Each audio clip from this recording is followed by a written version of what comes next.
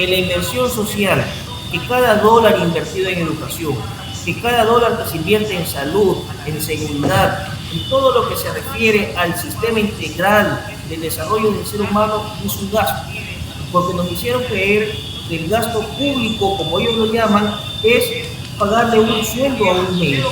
El gasto público fue triplicar el sueldo de los policías, de los maestros, y en sí mejorar la calidad de vida de todas las personas que se trabajan en estos sectores. Y ahora vemos, como vamos por ejemplo, a los ¿cuánto demora sacar un pasaporte? O sea, es avergonzante que nos han retrotraído al país de la década que comienza, porque millones de ecuatorianos tuvieron que quedar porque lamentablemente el Ecuador no le brindaba ni las oportunidades ni la seguridad. Lamentablemente nos han llevado otra vez a ese país y coincidentalmente involucrada la misma persona que actualmente está sentada en la silla de Canadá.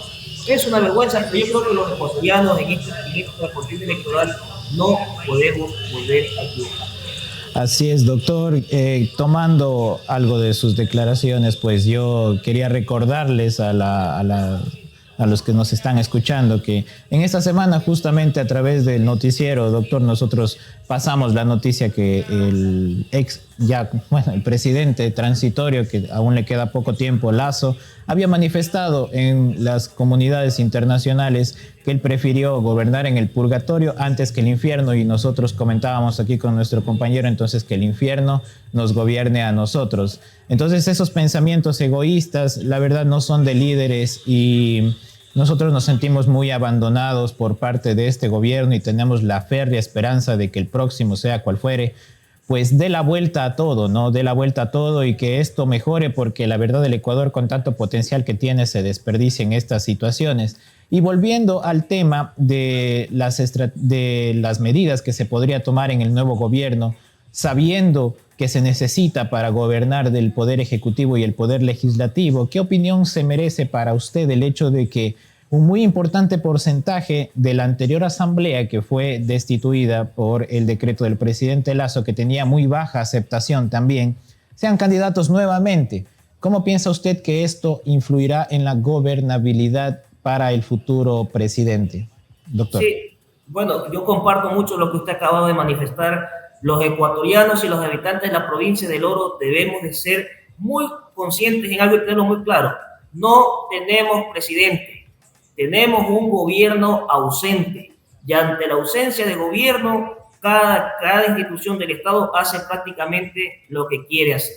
La nula presencia de gobierno, la nula presencia de un administrador no permite dirigir el país hacia donde debe ir. Un país con seguridad, un país con un Estado de Derecho que le permita garantizar a los ecuatorianos hacer un plan de vida, porque hoy por hoy los ecuatorianos no podemos pensar siquiera en qué hacer con un plan de vida integral, y por eso pues esa es la segunda ola migratoria. Referente a la Asamblea Nacional y los candidatos que se están reeligiendo, mire, yo pienso que aquellos candidatos que están a la Asamblea Nacional y que están tratando de llegar una vez más a Carondelet a través de la reelección, los ecuatorianos en las urnas debemos precisamente premiar o castigar. Castigar a aquellos que evidentemente no legislaron a favor del pueblo ecuatoriano, y premiar a aquellos que han sido consecuentes con la posición de su partido, consecuentes con la defensa de los derechos de los ecuatorianos, consecuentes con aquello que le beneficia a todas y a todos en este país. En ese sentido, vemos que, por ejemplo, me parece a mí que fue lo ideal que el partido del señor Lasso no se haya presentado en estas elecciones, porque evidentemente se demostró que nunca estuvieron alineados a los intereses del pueblo. En contrapunto, hay un bloque de izquierda en general, encabezado por el partido político de la Revolución Ciudadana, que en todo momento se opuso al gobierno, que presentó proyectos en favor de los ecuatorianos, como ese informe de minorías de la ley de reforma tributaria, que sí defendía los derechos de los ecuatorianos, y sin embargo el resto del bloque de la Asamblea no se pronunció y permitió que entre en vigor la ley promovida por el presidente de la República. Una ley que vemos cómo esquilma los bolsillos de la clase media a través de un incremento de impuestos a la renta al trabajador que se encuentra sobre todo en la clase media, mientras que no es proporcional con las personas que mayor cantidad de ingresos tienen en el Ecuador.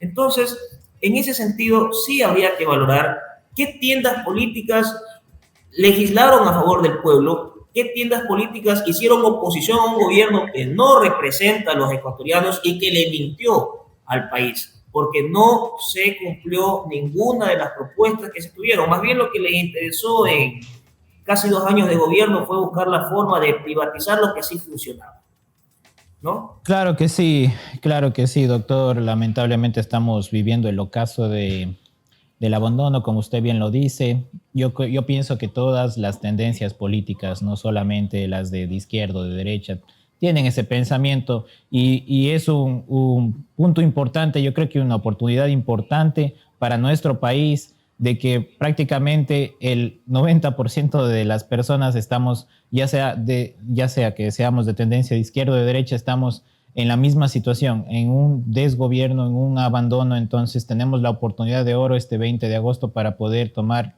una decisión profunda, una decisión sabiendo que no solamente son pocos años, porque muy probablemente esos pocos años pueden ser el paso final al riesgo en el cual nos encontramos, en el filo en el cual nos encontramos. Podemos dar ese paso para terminar de caer o podemos regresar, tomar impulso para mejorar nuestro país. Doctor, con respecto a esto, se habla mucho sobre la campaña de la RC5 para una sola vuelta, si bien las encuestas, pues todas las encuestas dan a la candidata Luisa González en primer lugar, pero hay unas pocas que todavía no le dan esa ventaja como para ganar en una sola vuelta. Yo quería consultarle, ¿qué piensa usted al respecto de no ganar en una sola vuelta, pase lo que pasó en las elecciones anteriores, que se unieron todos los grupos de derecha, que como usted bien lo menciona, que no tienen procesos, que no tienen estructura, para apoyar al candidato que vaya a segunda vuelta, sea cual sea, y terminemos pagando los platos rotos como lo estamos haciendo ahora, doctor? Mire, el único bloque de asambleístas en la anterior Asamblea Nacional, consecuente con su partido, consecuente con la defensa de los intereses de los derechos de los ecuatorianos, fue el movimiento político de la Revolución Ciudadana. Y eso los ecuatorianos creo que lo tienen claro. Fue el movimiento que permanentemente hizo oposición a un gobierno que se estaba preocupando de cualquier otra cosa menos de gobernar. Porque sí quería tratar de reducir el ISD, tratar de reducir impuestos a los medios convencionales de comunicación, pero no se preocupó por atender los derechos de los ecuatorianos y ecuatorianas, no se ha preocupado de dar respuesta a la crisis de seguridad, a la crisis carcelaria, a la falta de empleo. En ese sentido, los ecuatorianos hemos sido testigos de solo una tienda política, solo un partido, el movimiento político de la Revolución Ciudadana y su bloque de asambleístas legislaron y defendieron los derechos de los ecuatorianos.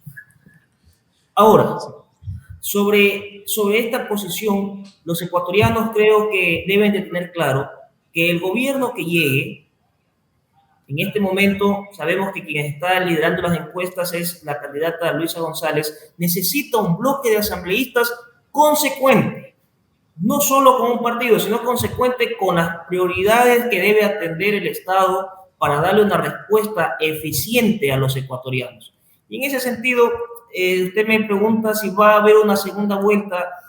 Pensaría que no. Pensaría que se avecina a la vuelta de la esquina un triunfo contundente, muy probablemente de la Revolución Ciudadana. ¿Por qué? Porque los ecuatorianos ya están cansados de gobiernos o de proyectos políticos que le ofrecen que se van a hacer ciertas cosas y no lo hacen cuando llegan al poder. Ya hemos tenido un gobierno nefasto, como fue el de Lenín Moreno, un segundo gobierno de Guillermo Lasso, que no sé si está a la par o ya lo habrá superado en el actitud al gobierno del señor Moreno. Y vemos que presentan un plan de gobierno y en la práctica, cuando están en el poder, hacen cosas totalmente diferentes. Aquí el único partido, la única tienda política que demostró coherencia entre su proyecto político y lo que se hace al gobernar ha sido la Revolución Ciudadana. Se lo hizo en 10 años, entre el 2007 y 2017. La década ganada, y eso seguramente es irrebatible. Diga lo que se diga, se pueden decir muchas cosas con la opinión pública, se puede tratar de legitimar los logros de la Revolución Ciudadana, pero los ecuatorianos saben que la obra está ahí. Las escuelas del milenio, se construyeron alrededor de 100 escuelas del milenio durante esos 10 años.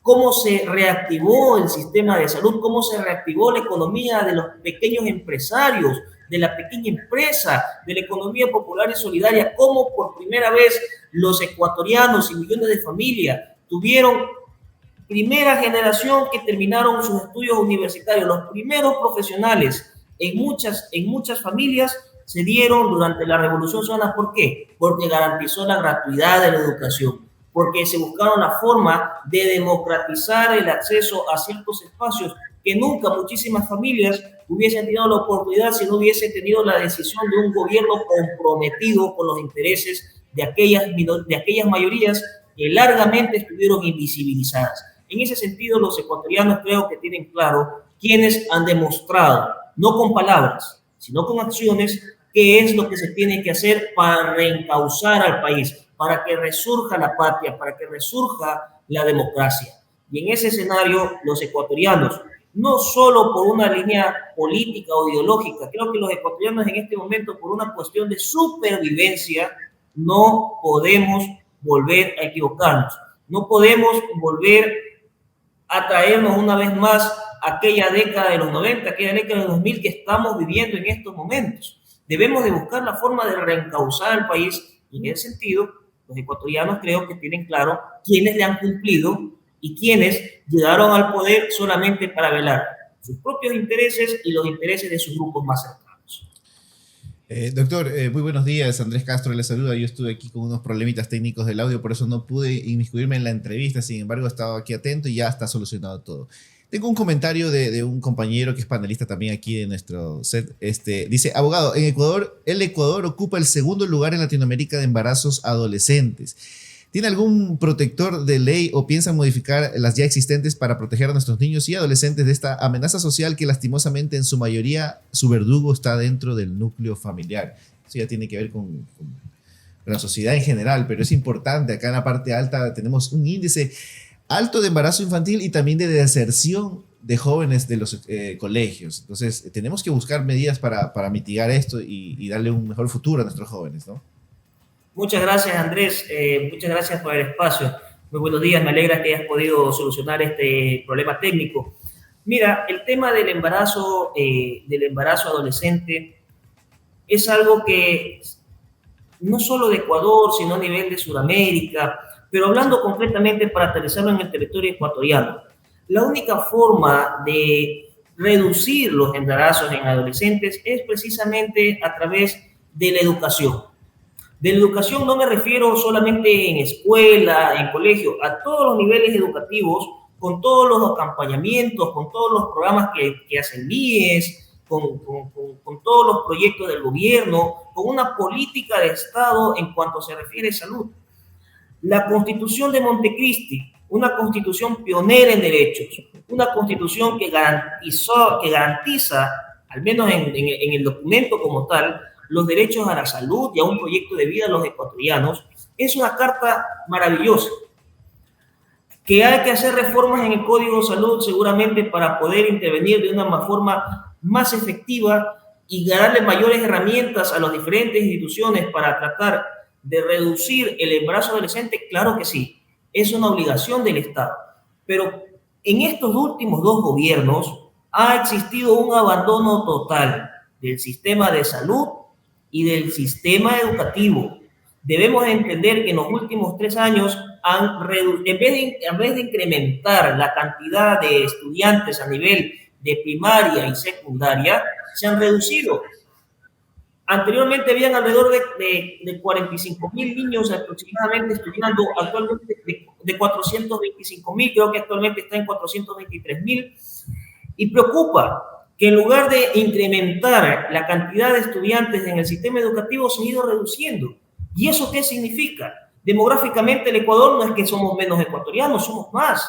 Sucede que hay un índice de deserción escolar. ¿Y por qué se origina este índice de deserción escolar? Por la falta de empleo, por la migración, por la inseguridad, porque existen menos docentes, porque no se invierte en el sistema educativo. Y lo mismo sucede en el campo de la salud.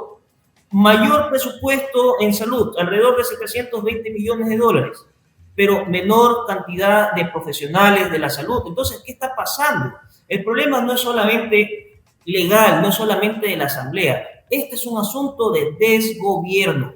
A pesar de que el gobierno del presidente Lasso y el gobierno anterior han tenido todas las herramientas con las cuales el país funcionaba, no hubo la decisión política para administrar el país. No hubo la decisión para echar a andar aquellos proyectos a nivel educativo, a nivel de salud, de educación a nivel sexual, a jóvenes, a tanto hombres como mujeres, para tratar de combatir el embarazo adolescente. Todos estos índices durante la década de la Revolución Ciudadana, entre 2007 y 2017, bajaron notablemente. Pero a partir del desgobierno comenzaron a dispararse. ¿Y eso es por qué? Porque no se invirtió, no se continuó los programas de inversión social. Los países, los grandes países prosperan cuando hay un gobierno que está comprometido con su gente. Que el sector público, que el sector privado es importantísimo, por supuesto que sí. Esa unión entre el sector público y privado genera la sinergia necesaria para que los países progresen. Pero no se trata de generar esa sinergia en base del sacrificio de los derechos sociales, en base al derecho a la salud, al derecho a la educación. No se puede sacrificar la educación y la salud despidiendo profesionales en esta área o no entregando la cantidad de medicina necesaria para que funcionen. Entonces, no se pueden sacrificar los derechos de los ciudadanos en bienestar simplemente de algunos sectores. Esa unión entre el sector público y el sector privado se refleja cuando a la empresa privada se le genera la confianza para que pueda invertir. Cuando se le genera la confianza, ¿cómo? Como un país seguro, como un país en paz.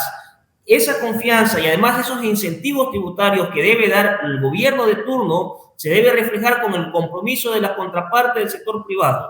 Y ese compromiso y esa contraparte es la generación de empleo, pero de un empleo digno, de un empleo que garantice a los ecuatorianos no tener que emigrar a otros países. Mire, yo estuve alrededor de 4 años en Madrid. Tuve la suerte o la fortuna de poder estar allá por temas de preparación profesional. Pero sí le puedo garantizar que nadie quiere estar fuera de su país y que la realidad de los migrantes en Europa, la realidad de los migrantes en Estados Unidos es un escenario muy duro, que quisieran volver. Pero ¿qué es lo que dicen? El país está cayéndose a pedazos porque no hay quien gobierne. Y eso es lo que tiene que combatir. Y si no hay ese compromiso con la educación, con la salud, con retomar esos programas de gobierno que tanto bien hicieron a la sociedad ecuatoriana, no vamos a poder reducir los problemas sociales como es el embarazo adolescente. Muchas gracias, doctor. Claro que sí, su opinión es importantísima en esta entrevista. Vamos 7:41 en la mañana. Pues seguimos en la parte de la coyuntura nacional también. Este es un medio, doctor, caracterizado porque damos el espacio a que nuestros seguidores vayan también participando. Tenemos otra pregunta también. El contexto de la Revolución Ciudadana, que ya ha formado su proceso, tiene ahora su propio partido, que en su momento también le habían quitado, estaba fusionado con algunas alianzas. Nos preguntan que en el momento de la designación de autoridades o coordinadores cantonales de este partido, se ve en cierta manera y se puede palpar un poco de... se podría decir grupos que están, si bien en una sola ideología, en una sola sinergia, pero que están en grupos separados, en reuniones separadas, que a veces sí se hacen juntas, pero que hay como pequeños focos, ¿no? Entonces la pregunta de nuestro seguidor es: ¿cómo se debería manejar esta situación dentro de la RC5 para evitar que la gente se suba a la camioneta y tengamos nuevos Lenin Morenos dentro de este proceso muy importantísimo y que ya nos pasó cuando se eligió a Lenin Moreno y tuvimos los resultados que tuvimos, doctor? Sí, Mire, los procesos políticos, me refiero a la democracia interna de los partidos para escoger candidatos, para escoger autoridades, pueden generar muchas veces fricciones internas, porque es natural, porque se están buscando espacios de muchos compañeros y compañeros que legítimamente tienen el derecho para poder buscar un espacio y terciar por una tienda política, sobre todo cuando se encuentran inmersos dentro de un proceso. Sin embargo, terminada estos procesos de democracia interna, aquí solo debe haber un interés. Y como usted ha mencionado de la Revolución Ciudadana, debo decirle a cada uno de los militantes del proceso político de la Revolución Ciudadana que en este momento el único interés que tiene que movernos a quienes formamos parte de un movimiento político es los intereses de recuperar la institucionalidad del Estado, de recuperar la seguridad del país y de reencauzarnos a la senda del desarrollo, porque no podemos quedarnos en el suelo como país. Tenemos que buscar la forma de que resurja la patria, de que resurja la democracia. Entonces, ante esta situación, lo más importante en este momento no son los intereses personales o particulares de una persona o de un grupo. En este momento es buscar la unidad. ¿La unidad para qué? Para reencauzar el país hacia un escenario en el cual los ecuatorianos podamos vivir en paz. Que lastimosamente hay otra situación que usted ha mencionado, algo que le ha hecho profundo daño a las bases democráticas en el país, como fue la traición del señor Lenín Moreno a un proceso político. ¿Cómo evitarlo? No hay la certeza jamás de evitar eso. Es la realidad. Alguna vez alguien me preguntaba esto en otro medio de comunicación y le decía que muchas veces ni siquiera a la esposa de uno en el tiempo se la termina de conocer. Es verdad. Viceversa, ¿no? A la persona que tienes al lado tampoco la terminas de conocer y terminas diciendo con quién me he casado o con quién me casé, hombre o mujer. Entonces, esto ya pasa por una cuestión de principios, por una cuestión de valores. Hay muchas personas, y esto lo digo y lo he dicho en algunas reuniones, ¿no?, que se pegaban en el pecho la foto de Rafael Correa, más correístas que el mismo Rafael Correa Delgado, ¿no? Y fueron los primeros que traicionaron a la Revolución Ciudadana. Hay que tener mucho cuidado con esto. Creo que hay que tener los filtros internos, son importantes. Ver sobre todo a aquellas personas que ya nos traicionaron una vez. Si ya te traicionan una vez, no puedes volver a depositar la confianza. O sea, es creo que cuestión de sentido común. No importa el nivel de gobierno que fuese el gobierno seccional, a nivel de altos cargos públicos, pero creo que la deslealtad a nivel político y en todos los espacios de la vida no se puede reconstruir así nomás, y es difícil de reconstruir. Entonces, los filtros van a ser importantes, claro que sí, pero no podemos dejar a un lado el asunto de que el tema de la coherencia de nuestros principios y valores con el hacer político tiene mucho que ver, y hemos visto a lo largo de la historia, no me voy a referir solo al proceso de la Revolución Ciudadana, como grandes personajes de la izquierda en su momento se han pasado a la derecha, ¿no? O han tenido giros un poco anecdóticos, y lo que terminan diciendo es que con el pasar del tiempo mi forma de pensar ha ido cambiando, ha ido evolucionando, y es plausible, ¿sí? Es plausible que tu forma de pensar pueda evolucionar, pueda cambiar, pero no de forma tan radical, de un momento a otro cambiar toda tu cadena interna de principios y decir, no, esto ahora es de otra forma porque ahora voy a defender estos intereses. Yo creo que eso se debe castigar fuertemente a nivel interno dentro de todas las tiendas políticas, no importa si seas de derecha o de izquierda. Y los orenses, en este escenario político que tenemos el 20 de agosto, debemos castigar a aquellos que han traicionado la confianza de los ecuatorianos, quienes estuvieron en todo el proceso político del presidente Lasso y del anterior presidente, el señor Moreno, y colaboraron en destruir la patria, porque acabaron con todo el orden político, y eso es el daño que se ha hecho. Nos va a demorar por lo menos unos 10, 15 años más volver a tener país. Y eso tenemos que castigar y premiar a quienes sí han sido consecuentes con los derechos de los ecuatorianos. En este caso me refiero al bloque político de los asambleístas de la Revolución Ciudadana y a la candidata presidenta Luisa González por la RC5. Muy bien, abogado, para ya dar ir concluyendo también esta entrevista, que le agradecemos su tiempo. Y bueno, yo también quiero aprovechar a hacerle la invitación. Aquí en Piñas, en la parte alta, suceden algunos acontecimientos y nosotros no tenemos a quién recurrir para hacer consultas. Así que a mí me gustaría poder, obviamente no siempre lo vamos a estar molestando, pero cuando hay un evento relevante, poder contar con su opinión, su entrevista. Ya tenemos aquí todo listo para poder tenerlo telemáticamente. Termino con esta intervención de Alex Toro, que es un compañero que vive acá en Ayapamba. Dice, vuelve a salir a la palestra la venta del Banco del Pacífico.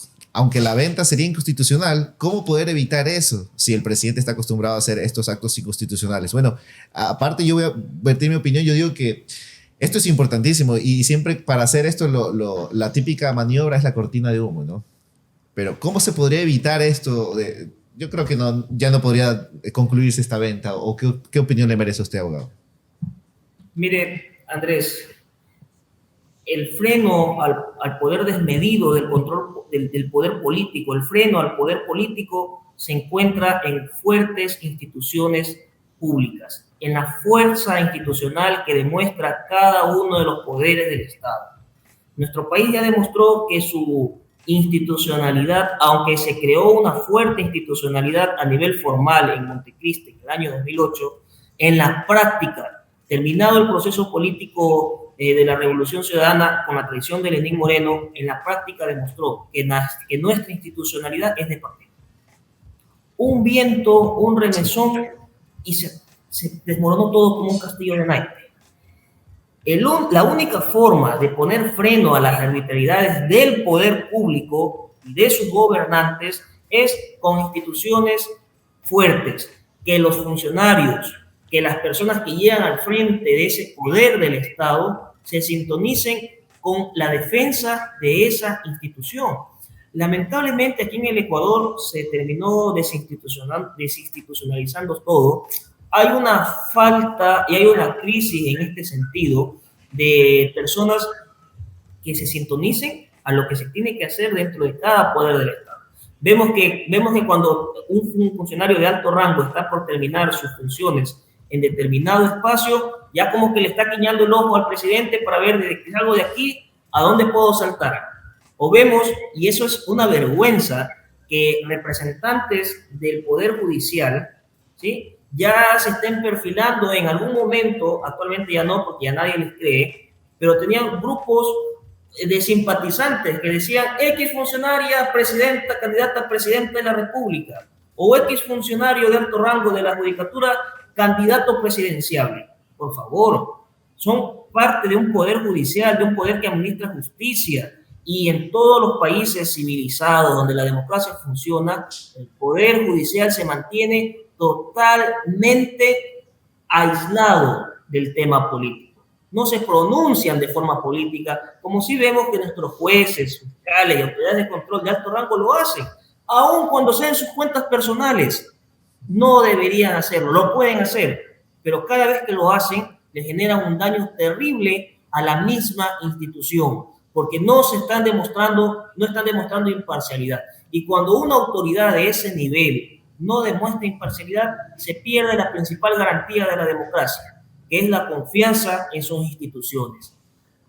Para evitar que esto pase, debemos tener instituciones fuertes. Mire, le voy a poner un ejemplo de la Corte Constitucional Colombiana, 1991 a 2023, más de 30 años de funcionamiento, y nunca en sus 30 años ha sido interrumpida sus funciones como si fue aquí en el Ecuador allá en el año 2017. Nuestra Corte Constitucional duró apenas 6 años, me parece, de funcionamiento relativamente adecuado, ¿sí? Vino un nefasto ser que ni siquiera está aquí en este mundo ya para que pueda responder por sus actuaciones, como fue el extinto Trujillo, que dijo que en algún momento él tenía más poder que la propia Constitución. O sea, desconocemos las reglas básicas de democracia y queremos reemplazar lo que se hizo en una consulta popular por aquello que hizo el mandante en el año 2008 en la Asamblea Constituyente. Cuando se desarmó la institucionalidad de la Corte, cuando se nombraron fiscal, contralor, procurador, defensor del pueblo, creo que por 3 ocasiones se destituyeron a los miembros del Consejo de Participación Ciudadana, todo se cayó. y todo se perdió. Entonces empezamos a hacer el Ecuador de sálvese quien pueda y de viva la patria, y no quiero parafrasear alguna vez lo que dijo Lazo, ¿no? Del Ecuador de vamos Sí. a ver lo que hacemos, ¿no? Cada cual hace lo que puede y no hay control. Es como que no está el gato y los ratones hacen fiesta.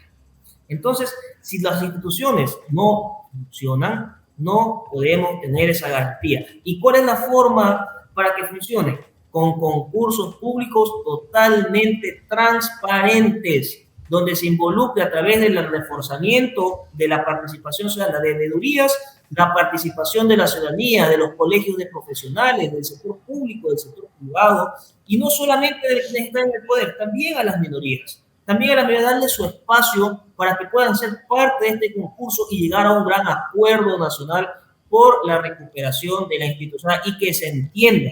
Y esto tiene que quedarnos de lección para los ecuatorianos en las presentes y futuras generaciones.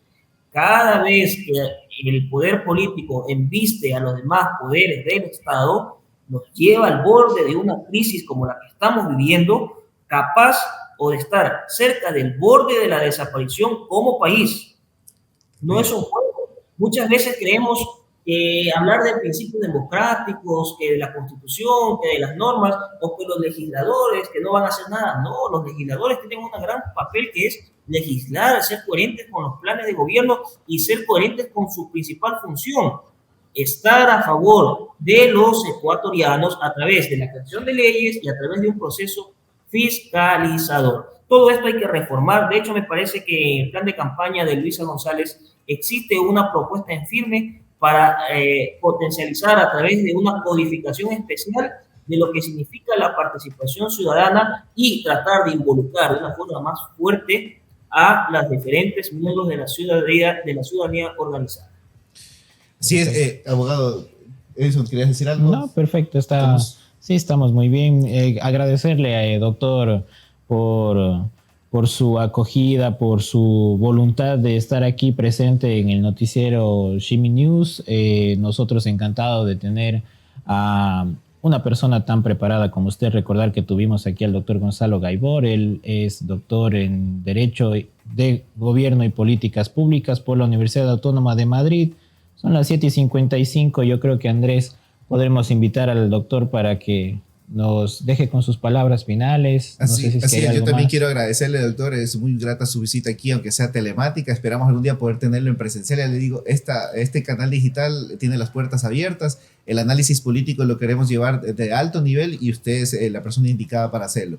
Nuevamente reitero mis agradecimientos a las personas también que se conectaron, a los que ven en diferido también compartir esta entrevista para que llegue a más personas y así tener también un criterio político un poquito más discernido, por así decirlo, para poder tomar decisiones al momento de ir a las urnas. Abogado, muchísimas gracias, doctor. Perdón, sus palabras finales y lo esperamos ver en una pronta ocasión aquí. Bueno, primero quisiera agradecerles a ustedes, a Shimi TV, por este espacio. Para mí es un gusto poder estar en contacto con todos los habitantes de la parte alta y de la provincia del Oro en general.